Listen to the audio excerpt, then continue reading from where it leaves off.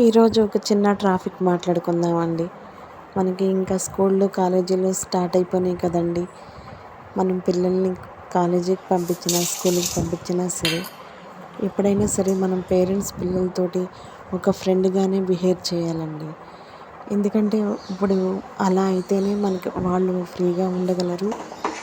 మనకి అక్కడ జరిగిన విషయాలు ఏవైనా సరే మనతో చెప్పుకోగలరు, ఫ్రీడమ్ ఉంటుంది.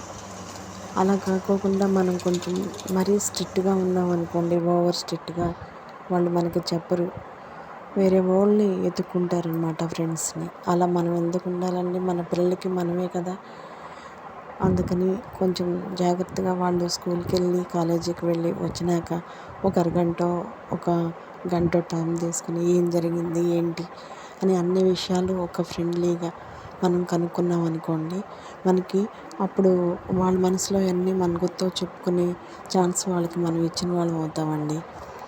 అదేవిధంగా వాళ్ళు ఒకవేళ చెప్పేటప్పుడు నువ్వు ఇలా ఎందుకు చేసావు అది ఇదని వాళ్ళని అరవకూడదండి.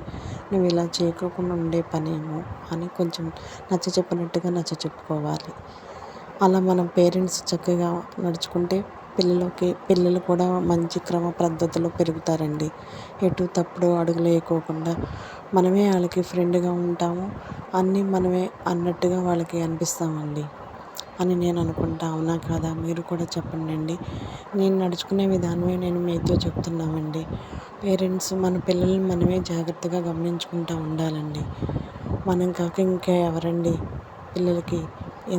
ఎంతమంది ఫ్రెండ్స్ ఉన్నా సరే పేరెంట్స్ తర్వాతేనండి. థ్యాంక్ యూ సో మచ్ అండి. నేను చెప్పిన ఒక చిన్న ట్రాఫిక్ మీకు నచ్చితే కానీ ఒక లైక్ చేసి సబ్స్క్రైబ్ చేసి సపోర్ట్ చేయండి. నాకు తెలిసిన మాట నేను నడుచుకునే విధానం మీతో చెప్పుకున్నాను. ఉంటానండి.